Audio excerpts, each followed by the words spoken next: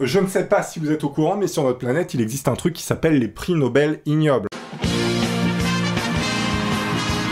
On a fait un épisode 1 sur cette chaîne, et voici l'épisode 2. Mais alors, en quoi ça consiste, vous allez me dire? En fait, les prix Nobel ignobles, tous les ans, elle va remercier différentes branches, que ce soit dans l'art, la psychologie, etc. Pour des découvertes absolument nulles. Vous connaissez les prix Nobel, voilà, tu découvres que l'eau c'est liquide, prix Nobel. Tu découvres que le feu ça brûle, prix Nobel. Tu mesures la pression exercée par un pet de manchot, prix Nobel ignoble. Et ben la vidéo c'est ça. On est donc dans l'épisode 2 des prix Nobel les plus loufoques. C'est parti.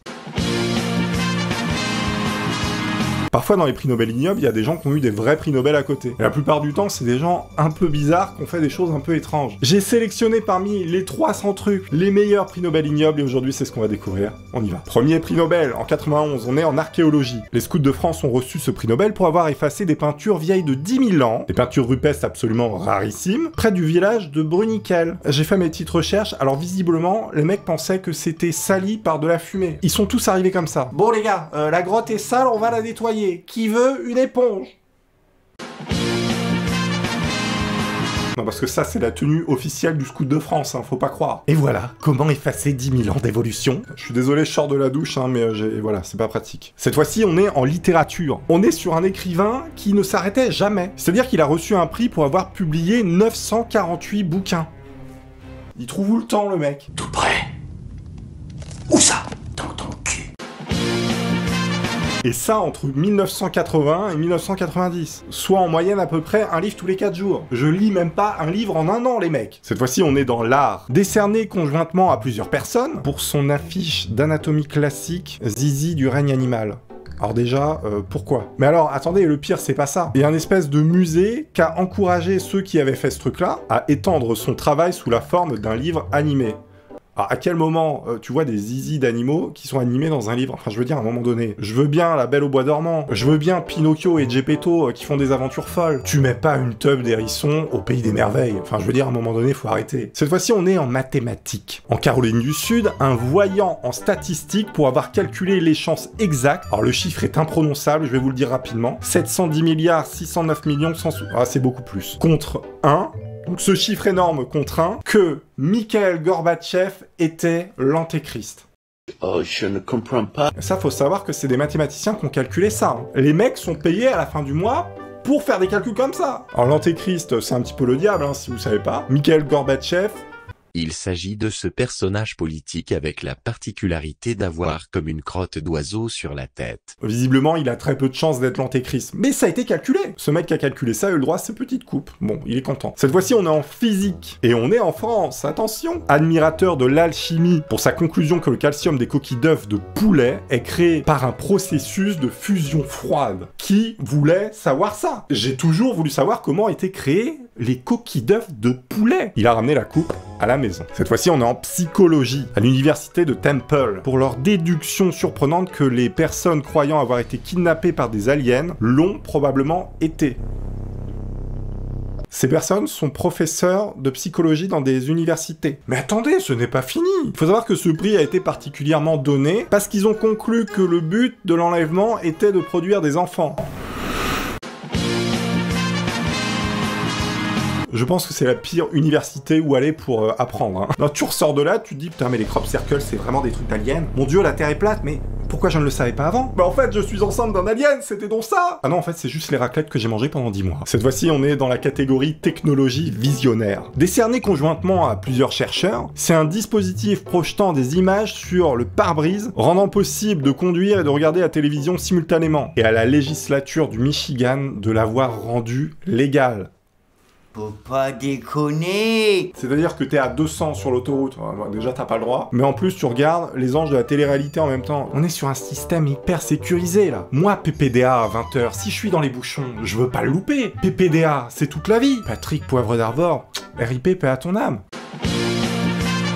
Prix Nobel de la paix. Donc il y a un mec qui a dit, bon, les gars, si on pense très fort à quelque chose, ça peut fonctionner. Écoutez bien. Il a promu la pensée pacifique par sa conclusion expérimentale que 4000 médians, donc des personnes qui vont un petit peu penser très fort, pourraient causer une baisse de criminalité de 18% à Washington DC. C'est-à-dire que si tous ensemble, là on est à peu près 500 000 sur cette chaîne, bon vous n'êtes pas tous à regarder mes vidéos évidemment, si tous très fort, là actuellement, vous pensez qu'un kebab peut apparaître devant moi, il va apparaître, tout ça est possible. Allez, à 3 on le fait, 1, 2, 3. Kebab, kebab, kebab, kebab. Prix décerné en 1996. Cette fois-ci, on est en biologie. Donc là aussi, ils sont plusieurs pour leurs études sur les effets de la bière, de l'ail et de la crème aigre sur l'appétit des sangsues. Je n'ai pas compris.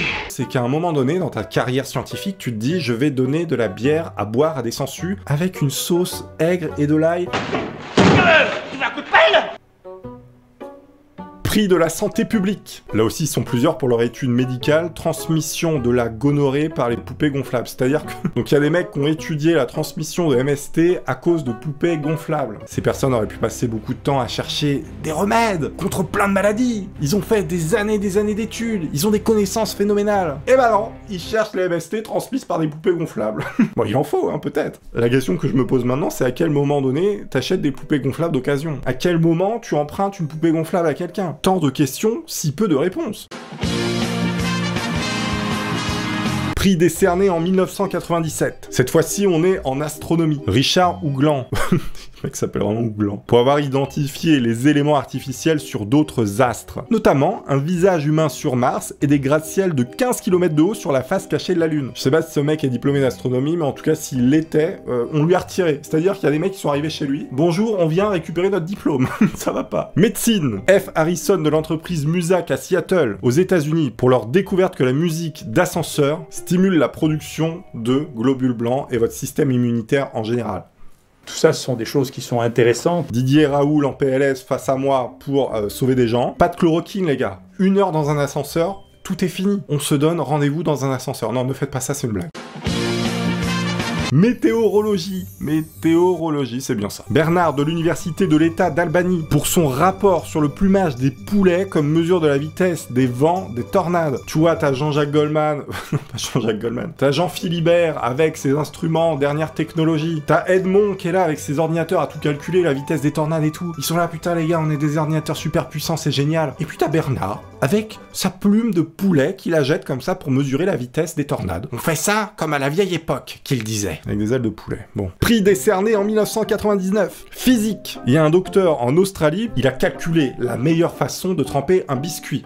Alors là, faudra m'expliquer quelles sont les mauvaises façons de faire. Parce que tu trempes un biscuit, je veux dire, il n'y a pas 36 solutions, quoi. Sauf qu'attendez, c'est pas terminé, parce qu'il a aussi reçu un prix Nobel pour autre chose. Du moins, un compère à lui, et dans la même section. C'était la Team Biscuit, à l'université Stanford, pour avoir calculé comment faire un bec de théière qui ne goûte pas. À un moment donné, vous imaginez Stanford, une grosse université, brainstorming de tous les chercheurs les plus éminents du monde. Bon les mecs, on va essayer de déterminer comment bien tremper un biscuit. J'espère que tout le monde est d'accord ici. Je propose également de fabriquer un bec de théière qui ne goûte pas. Voilà, à quoi sont payés les gens. On est à Johannesburg, Afrique du Sud. Criminalité un petit peu élevée, voilà, bon, vous connaissez les problèmes. Les mecs ont inventé un antivol pour voiture qui fait également lance-flamme. Moi, sur ma caisse, j'ai mis un truc qui fait bip bip si on tape trop fort dedans. Là-bas, ils te mettent des réservoirs de kérosène, si t'essayes d'ouvrir la porte, tu finis comme une brochette. Je veux dire, à un moment donné, l'efficacité, faut pas passer par 4 chemins, quoi. Prix décerné maintenant en l'an 2000. Physique. L'utilisation d'aimants, des aimants, pour faire léviter des grenouilles. Je ne sais pas mimer la grenouille. Vous pouvez imaginer une grenouille qui flotte comme ça. Voilà, donc les mecs étaient dans leur laboratoire avec des trucs comme ça. Prix décerné en 2001. Médecine, pour son rapport médical sur les blessures dues à des chutes de noix de coco. Faut pas croire, les noix de coco, ça tue plus de gens que vous ne pensez. Attendez, c'est très lourd. Parce qu'un truc comme ça, d'au moins 5 kilos qui te tombe sur la tête, je peux te dire, prix Nobel de l'économie. Pour leur conclusion selon laquelle les gens trouvent un moyen de reporter leur mort, si cela peut leur accorder une diminution de l'impôt sur sur les successions. C'est-à-dire qu'il y a vraiment des gens qui font en sorte de reporter leur mort pour pas payer d'impôts de succession. Alors je sais pas comment ils font. Non, parce que c'est le genre de chose qui n'est pas très programmable. À un moment donné, tu choisis pas trop quand tu vas claquer. Sans doute à base de tuyaux un petit peu partout dans le corps. C'est plus les enfants qui font ça aux vieux. C'est horrible. Il y a des gens également en 2001 qui ont breveté en Australie. Ils ont breveté la roue. La roue, le truc qui tourne. C'est-à-dire, c'est inventé depuis des millénaires. Il y a des mecs qui sont arrivés, ils ont dit, bah, attendez, on peut toucher de l'argent avec ce truc. Ils ont feuilleté les brevets, comme ça, ils ont dit, personne n'a breveté la roue. Et voilà. Donc maintenant, dès que vous achetez un pneu Michelin, vous versez peut-être 1 centime à ces personnes. Prix décerné en 2002. Recherche interdisciplinaire. Karl Kruszelnicki, imprononçable, pour son enquête complète, alors je sais pas en quoi elle est complète, sur les poils de nombril. Là encore, le problème du choix de carrière est étrange. Tu te mets à être un grand scientifique et puis à un moment donné, tu te dis, putain, les poils de nombril, c'est ma passion. Littérature. David S. Craner, États-Unis, pour son rapport sur les effets des surlignements inopportuns préexistants sur la compréhension de la lecture. C'est nul. Prix de la paix pour la promotion de la paix et de l'harmonie entre espèces et qui ont inventé le Bowlingwell, une machine de traduction automatique entre les hommes et les chiens. Prix décerné en 2014. Chimie, décerné à la compagnie de Coca-Cola de Grande-Bretagne pour son usage de la technologie avancée pour convertir l'eau contaminée de la Tamise en Dasani, une eau minérale embouteillée. Mais il a fallu finalement la retirer des étalages car elle contenait des composants cancérigènes. Merci Coca-Cola. Biologie, pour leur démonstration de la communication des harengs aux moyens de paix. Alors depuis quand les harengs ça lâche des caisses? Là faut m'expliquer. Pour avoir observé s'égoutter du goudron solidifié dans un entonnoir au rythme de 1 goutte tous les 9 ans. Biologie, pour avoir démontré que le moustique Anophèle femelle, vecteur de la malaria, est tout autant attiré par l'odeur du fromage Limburger que par celle des pieds humains. Si vos pieds commencent à sentir le camembert, déjà c'est qu'il y a un problème. Mais si votre camembert commence à sentir des pieds, là c'est qu'il est bon. Prix décerné en 2007. On est en chimie et on est au Japon pour avoir développé une méthode d'extraction de la vanille à partir de la bouse de vache. Moi je mange un yaourt, je regarde la composition, je vois bouse de vache. Qu'est-ce que je fais? Je retourne au magasin où je l'ai acheté, je prends mon élan comme ça très fort, je tends mon bras comme ça fait un petit bruit de crissement et je lance le yaourt comme ça. Prix décerné en 2008 pour avoir découvert que le cycle d'ovulation d'une danseuse de lap dance pouvait avoir un effet sur le montant de ses pourboires. C'est incroyable ce truc quand même. Prix décerné en 2009, médecine vétérinaire cette fois-ci, à Catherine Douglas pour avoir démontré que les vaches portant un prénom produisent plus de lait que les autres. C'est-à-dire que si vous connaissez une personne qui s'appelle Marguerite, cette blague va trop loin, désolé. Physique, pour avoir déterminé pourquoi les femmes enceintes ne basculent pas vers l'avant. C'est très étrange. Je sais pas si vous connaissez le jeu Culbuto, moi ça me fait penser à ça tout de suite. Psychologie, pour leur étude montrant qu'il n'y a pas de preuve que le bâillement soit contagieux chez les tortues charbonnières à pattes rouges. C'est extrêmement précis. Alors, là aussi, pourquoi tout d'un coup dans ta carrière, tu vas étudier le bâillement des tortues charbonnières à pattes rouges et pas la taille des ongles des hérissons du Guatemala, quoi, je veux dire. Alors là, ils sont pleins, c'est plein de japonais, pour leurs travaux sur la densité idéale du wasabi nécessaire pour éveiller un être humain en cas d'incendie, en vue de réaliser un détecteur à base de wasabi pour les personnes atteintes de surdité. C'est pas mal. Un chercheur à Grenoble a reçu un prix Nobel parce qu'il a écrit un truc qui s'appelle la beauté dans les yeux du buveur, qui démontre que les gens qui sont bourrés pensent être séduisants. C'est faux. Quand vous êtes bourré, vous ressemblez à ça. Et ça, c'est pas beau. Archéologie. Les chercheurs canadiens qui ont étudié la dissolution des os dans un système digestif humain en étudiant minutieusement leurs excréments après avoir avalé une musaraigne bouillie sans la mâcher. Bon les gars, bienvenue au cours d'archéologie. Aujourd'hui, vous allez manger une musaraigne bouillie entière. Ensuite, vous faites caca dans ces petits sachets et vous me donnez tout. C'est cadeau.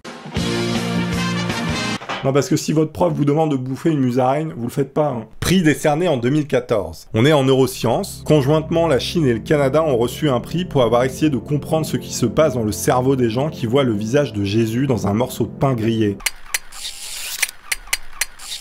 Maintenant, on va passer sur les plus récents qui ont été décernés en 2019, donc l'année dernière. On est en médecine. Pour avoir rassemblé des preuves sur le fait que les pizzas peuvent protéger contre les maladies et la mort, à condition que les pizzas soient fabriquées et mangées en Italie.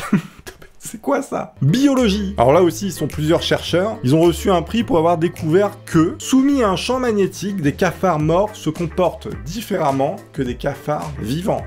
Ce sont des génies. Des chercheurs ont reçu un prix Nobel pour avoir mesuré l'asymétrie de la température du zizi chez les facteurs nus ou habillés en France. T'es facteur, tu vas au boulot, il y a un mec en blouse blanche qui est là qui te dit « Bon monsieur, on va faire une étude. Alors attendez, préparez-vous psychologiquement, ça va vous faire bizarre. Monsieur le facteur, à poil. Maintenant. » Et là, il y a un mec qui vient prendre la température de ton...